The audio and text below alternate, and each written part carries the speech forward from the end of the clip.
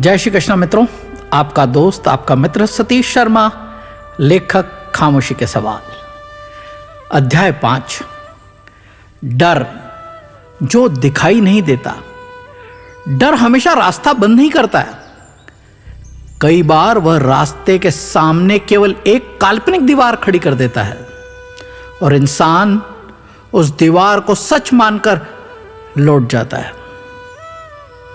अध्याय 4 में हमने उन अधूरी कोशिशों की बात की थी जिनका दर्द वर्षों बाद भी मन में बना रह सकता है। लेकिन अब एक और गहरा सवाल सामने आता है, आखिर हमने कोशिश अधूरी छोड़ी क्यों? क्या हम शुरुआत करने से पहले ही रुक गए? क्या हमने कुछ सपनों को यह कहकर छोड़ दिया कि अभी सही समय नहीं है, मैं तैयार नहीं हूं, मेरे बस की बात नहीं? अगर असफल हो गया तो लोग क्या कहेंगे? इन वाक्यों को ध्यान से देखिए। इनमें से बहुत से वाक्य वास्तविक परिस्थितियों से कम और डर से अधिक पैदा होते हैं। डर एक ऐसा अनुभव जिसका कोई निश्चित चेहरा नहीं, जिसे छुआ नहीं जा सकता है, जिसे हमेशा शब्दों में समझाया नहीं जा सकता है, फिर भी वह हमारे निर्णयों पर गहरा प्रभाव डालता है। वह हमें रोक सकता है, हमारी आवाज धीमी कर सकता है, हमारे सपने छोटे कर सकता है, हमारे रिश्तों को प्रभावित कर सकता है और कभी-कभी हमारी पूरी जिंदगी की दिशा बदल सकता है। डर क्यों नहीं दिखाई देता है? अगर सामने कोई शेर खड़ा हो तो डरना आसान है, खतरा दिखाई दे रहा हो। लेकिन अगर खतरा केवल मन में हो, अगर अभी कुछ हुआ ही नहीं है, फिर भी हम उसके परिणाम से डर रहे हों, यही डर बहुत शक्तिशाली बन जाता है। मन कहता है अगर ऐसा हो गया तो, मन कहता है अगर ऐसा हो गया तो, और फिर वह एक पूरी कहानी बना देता है।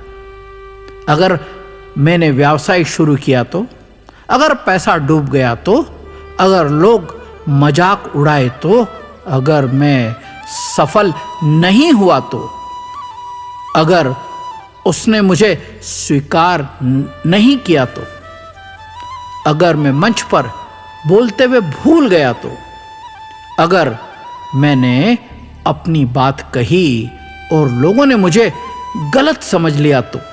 ध्यान दीजिए, इनमें से अधिकांश घटनाएं अभी हुई ही नहीं है, फिर भी शरीर तनाव महसूस करने लगता है, मन बेचैन हो जाता है और हम निर्णय लेना टाल देते हैं। यानी घटना से पहले ही उसका भावनात्मक परिणाम हम जी लेते हैं। यही डर की ताकत है। डर हमेशा चिल्लाता नहीं है, वो फुसफुसाता है। डर हमेशा यह नहीं कहता है मत करो।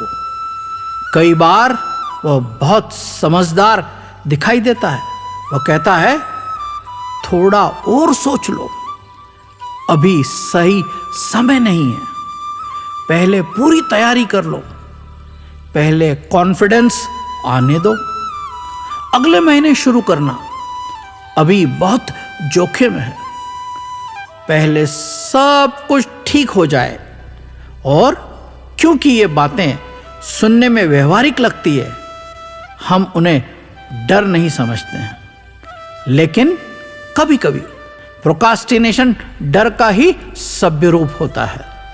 हम काम टालते नहीं हैं, हम असुविधा टालते हैं, हम निर्णय नहीं टालते हैं, हम संभावित परिणाम टालते हैं, हम शुरुआत टालते नहीं हैं, हम अपनी असुरक्षा से बचते हैं और फिर समय बीतता रहता है।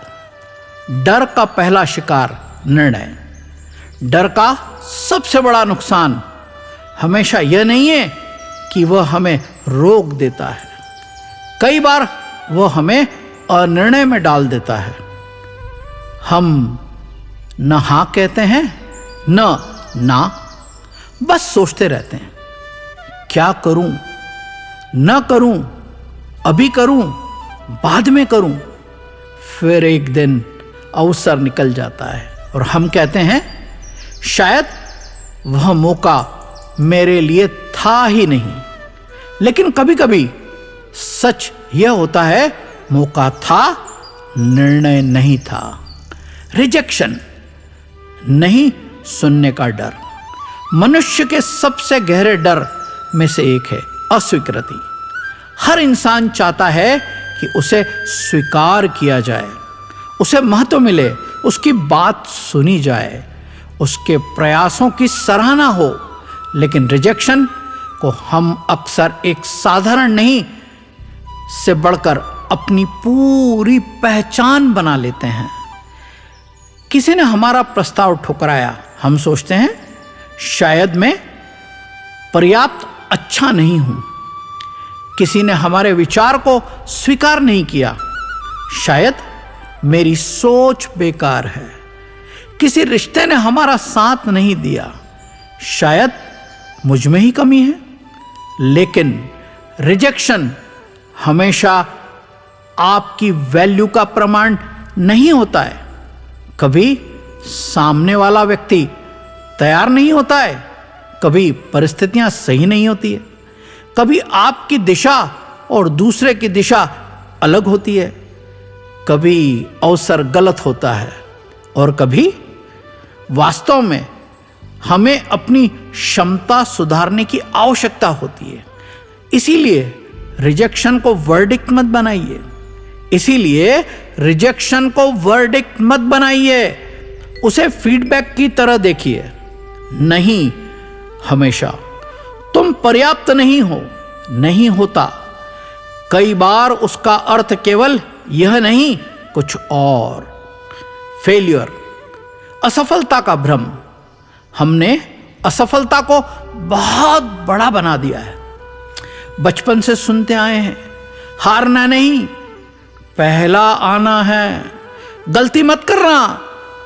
धीरे धीरे मन में धारणा बैठ जाती है कि गलती का मतलब मैं कमजोर हूं, हार मैं असफल हूं, असफलता मेरी पहचान। लेकिन जीवन ऐसा नहीं है। एक प्रयास का परिणाम आपके चरित्र का प्रमाण नहीं है। एक व्यवसाय का असफल होना यह सिद्ध नहीं करता कि आप असफल व्यक्ति हैं।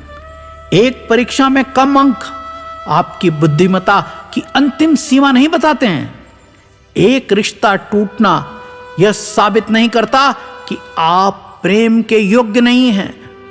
एक प्रेजेंटेशन खराब होना यह नहीं बताता कि आप कभी अच्छा बोल नहीं सकते। परिणाम एक घटना है, पहचान उससे कहीं बड़ी है।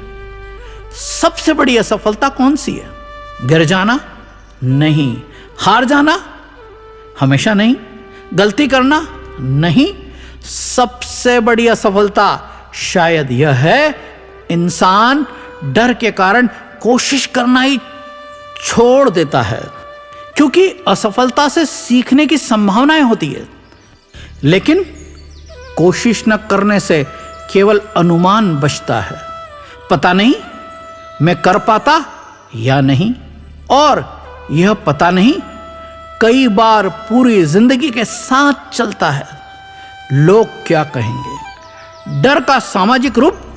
बहुत से सपने असफलता से नहीं, आलोचना के डर से मरते हैं। एक व्यक्ति नौकरी छोड़कर व्यवसाय करना चाहता है, लेकिन उसे डर है रिश्तेदार क्या कहेंगे। क्योंकि व्यक्ति नया कैरियर चुनना चाहता है, लोग हंसेंगे। कोई अपनी बात खुलकर रखना चाहता है, लोग गलत समझेंगे। कोई जीवन में देर से शुरू करना चाहता है, अब उम्र निकल गई। हम अपने जीवन के फैसलों के सामने अदृश्य दर्शकों की भीड़ खड़ी कर देते हैं और फिर उनसे अनुमति मांगने लगते हैं। लेकिन एक बात याद रखिए, लोग आपकी जिंदगी का एक छोटा हिस्सा देखते हैं। उस जिंदगी के परिणाम आपको जीने होते हैं। लोग कुछ दिन बात करेंगे, फिर किसी और विषय पर बात करेंगे। लेकिन यदि आपने अपना सपना केवल लोगों की राय के कारण से छोड़ दिया है, तो उसकी कीमत आपको वर्षों तक चुकाना पड़ सकती है। इनसिक्योरिटी, शायद मैं पर्याप्त नहीं हूं। डर का सबसे शांत रूप इनसिक्योरिटी है।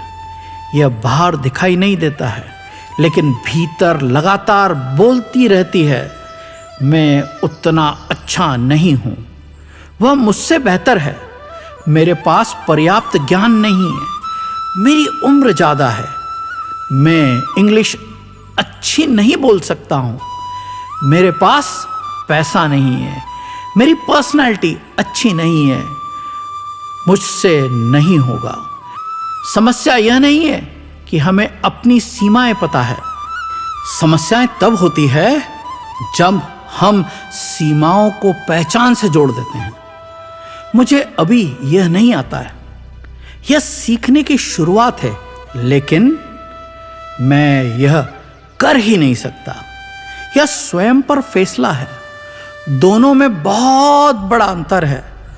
तुलना डर को और बड़ा करती है।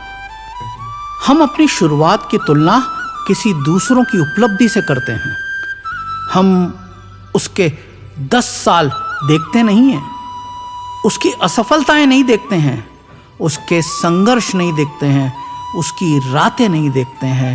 हम केवल उसका परिणाम देखते हैं और अपनी वर्तमान स्थिति से निराश हो जाते हैं। यही तुलना इनसिक्योरिटी को जन्म देती है।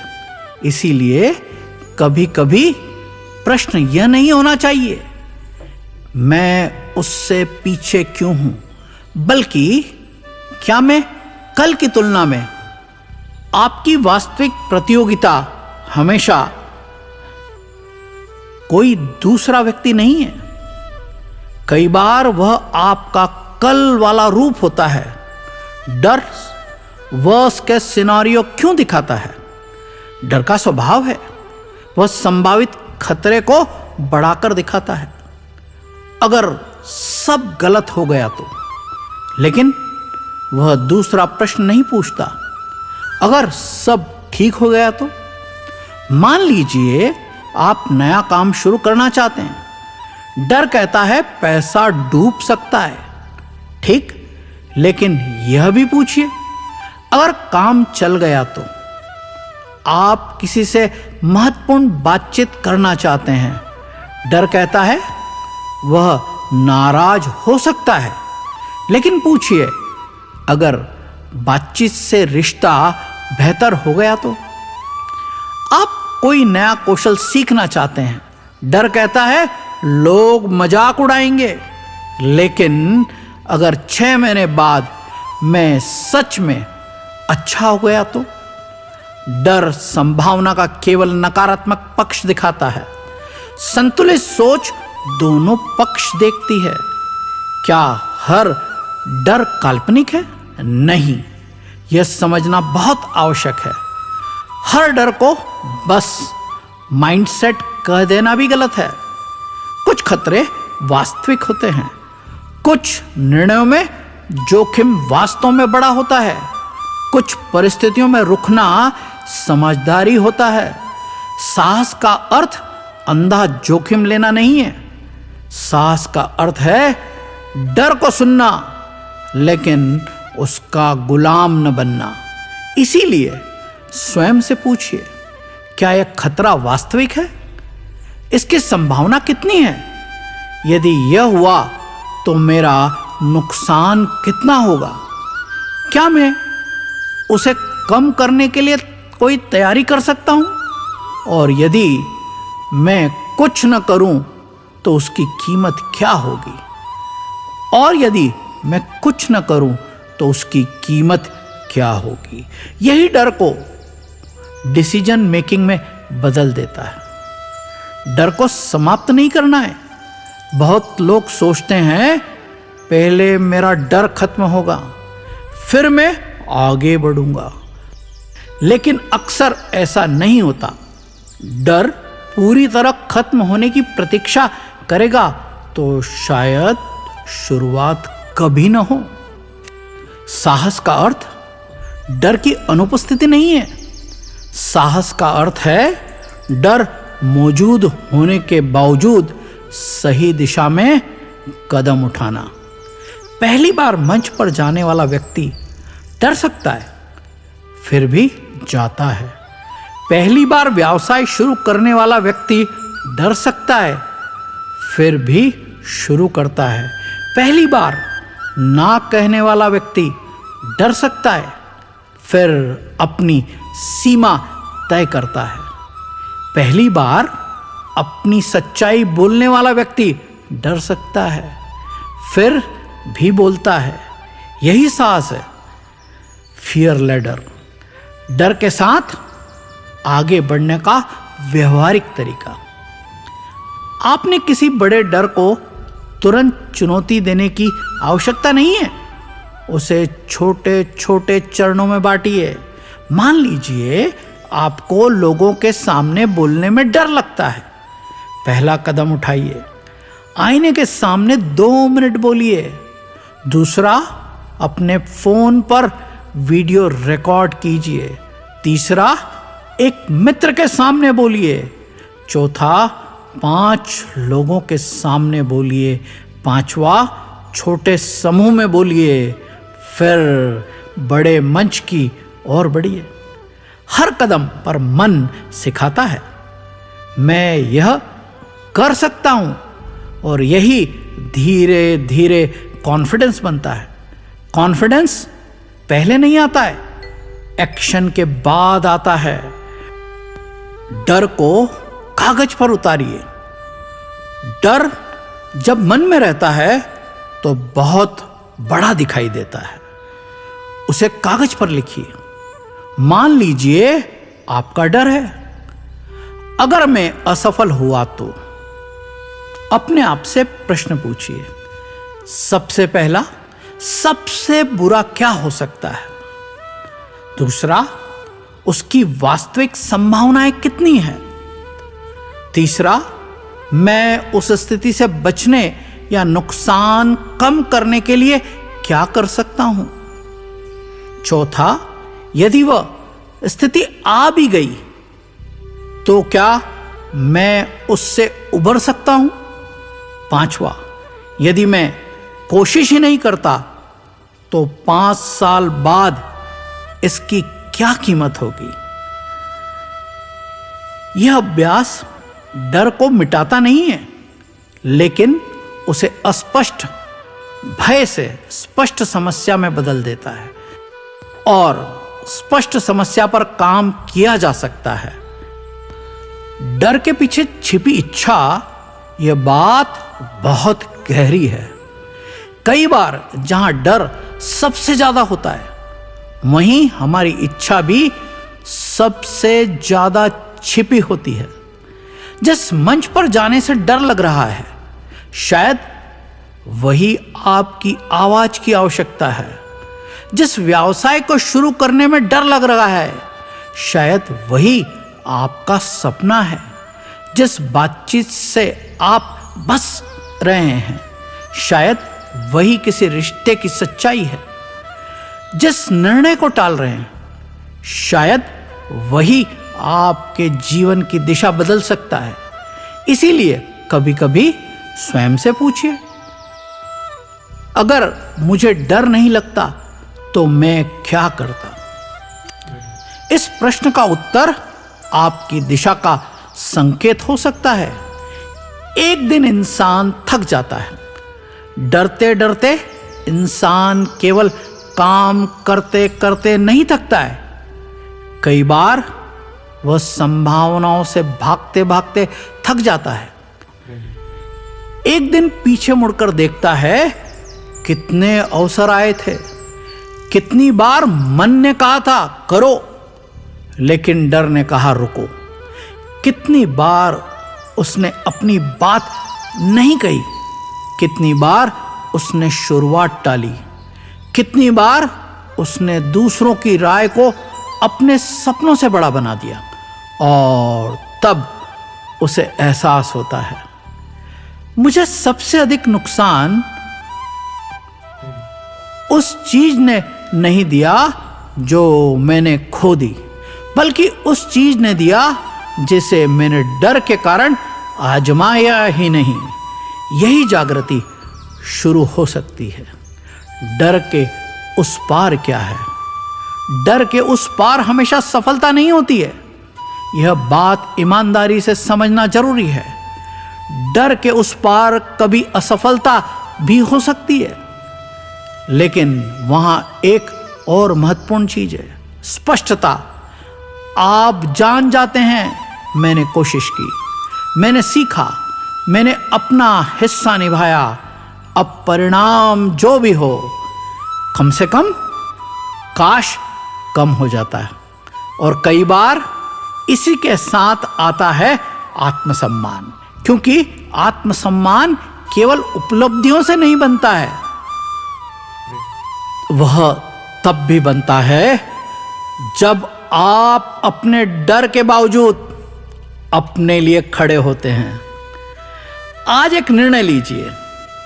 आज यह निर्णय मत लीजिए कि अब मुझे कभी डर नहीं लगेगा, यह अवास्तविक है। इसके बजाय कहिए डर लगेगा, फिर भी मैं रुकूंगा नहीं, यदि दिशा मेरे लिए सही है। यही अधिक वास्तविक है। डर रहेगा, लेकिन उसके साथ आपका संबंध बदल सकता है।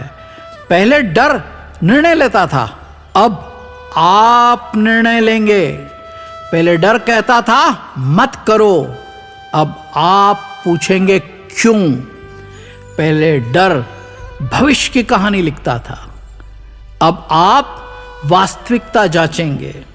पहले डर आपको रोकता था, अब आप छोटे कदम उठाएंगे। यही परिवर्तन है। आज खुद से पूछिए, मैं किस डर के कारण अपने जीवन को छोटा कर रहा हूं? क्या यह डर वास्तविक खतरे पर आधारित है या मेरी कल्पना पर? मैं किस रिजेक्शन से इतना डरता हूं? मैं किस व्यक्ति की राय को अपनी जिंदगी पर बहुत अधिक अधिकार दे चुका हूं? कौन सा निर्णय मैं लंबे समय से टाल रहा हूं? अगर असफलता की गारंटी भी हो, तो कौन सी कोशिश मैं फिर से करना चाहूंगा? और अगर सफलता की संभावना हो, तो मैं किस अवसर को आजमाने से डर रहा हूं?